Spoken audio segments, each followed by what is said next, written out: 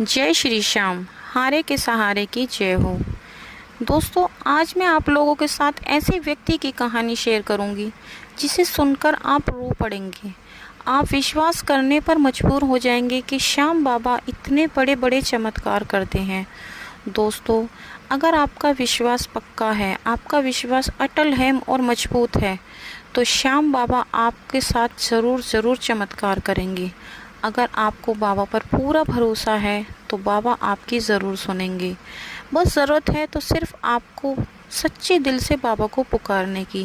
आप जब भी दिल से बाबा को पुकारेंगे, बाबा हमेशा आपको अपने साथ खड़े पाएंगे। दोस्तों, जब मुश्किल घड़ी में अपने भी साथ छोड़ देते हैं, अपने यार दोस्त मुंह मोड़ लेते हैं और सब लोग हाथ खड़े कर देते हैं, ऐसी मुश्किल घड़ी में हमारे श्याम बाबा हमेशा हमारा साथ देते हैं। दोस्तों, कभी भी आप अपने दोस्तों पर, अपने रिश्तेदारों पर विश्वास करके देख लेना।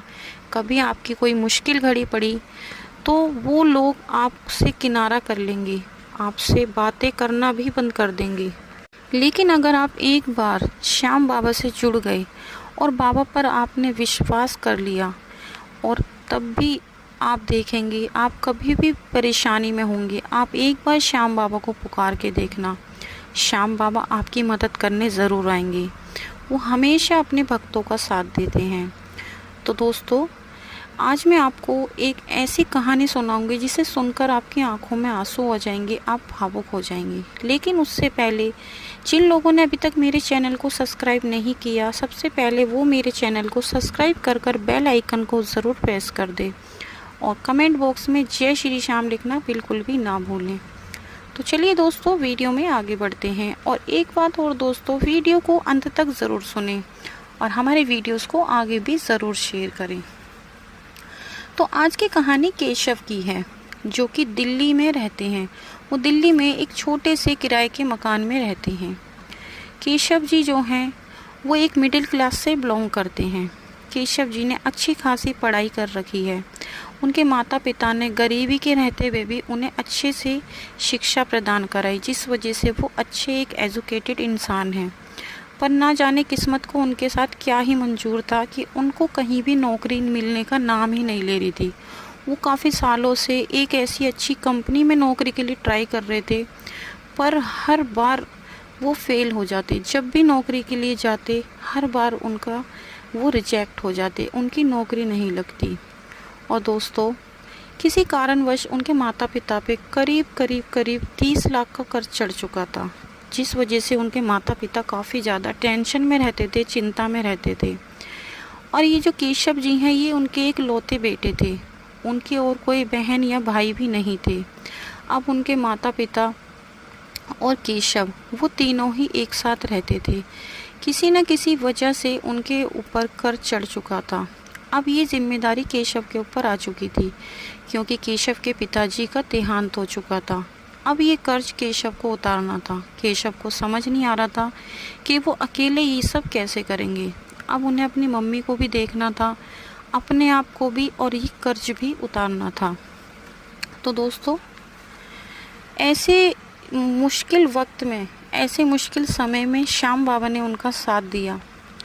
दोस्तों, एक दिन रात को केशव जी टेंशन में लेटे हुए थे। उनको समझ नहीं आ रहा था कि आखिर ये क्या हो रहा है। वो रात को लेटे लेटे बस भगवान से यही कह रहे थे कि हे भगवान, मेरे ऊपर इतना कर्ज है, मैं इस कर्ज को कैसे उतारूंगा अकेला। मेरे पिताजी भी नहीं हैं, मेरी माँ को मैं कैसे संभालूंगा, मेरी तो कहीं नौकरी भी नहीं लग रही। मेरे को समझ नहीं आ रहा बाबा, वो भगवान, कि मैं ये सब कैसे करूँगा। इस तरह से वो सोचने लगे और सोचते सोचते उनकी आंख लग गई। अगले दिन वो फिर उठकर नहा धोकर वो फिर से नौकरी की तलाश में निकल पड़े।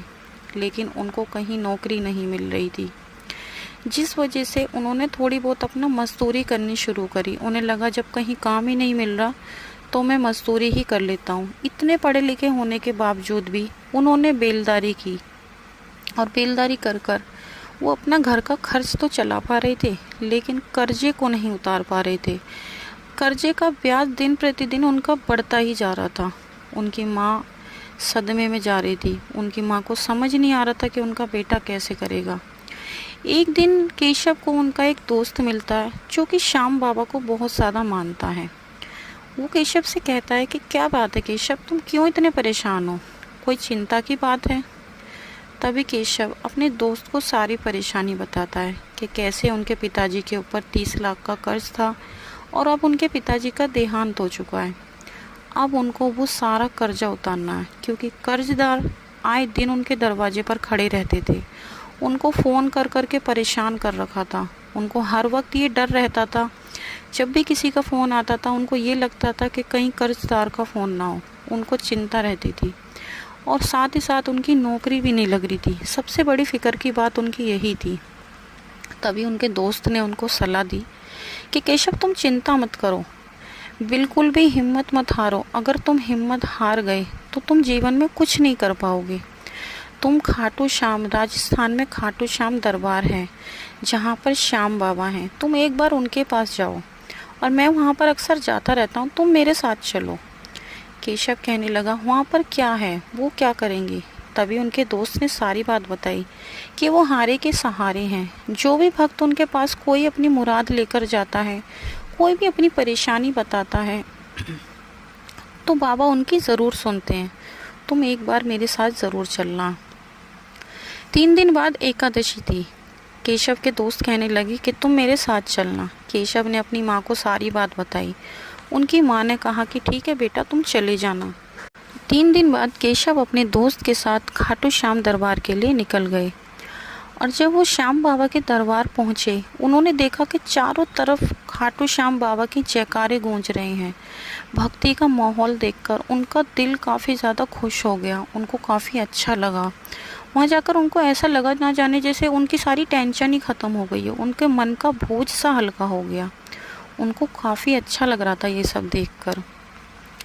फिर वो दर्शनों के लिए जैसे ही लाइन में लगे और जब वो श्याम बाबा के सामने पहुँचे, जब उन्होंने बाबा को देखा, बाबा को वो देखते ही रह गए। उनकी आंखों से आंसू निकलने लगे और वो घुटने के बल बैठ गए और रो रो कर श्याम बाबा को उन्होंने अपनी सारी परेशानी बताई। बाबा को बताया कि बाबा, मेरे ऊपर 30 लाख का कर्ज है, कर्जदारों ने जीना हराम कर रखा है। बाबा, मेरी माँ को रात भर नींद नहीं आती, मुझे नींद नहीं आती। बाबा, मेरी नौकरी भी नहीं लग रही।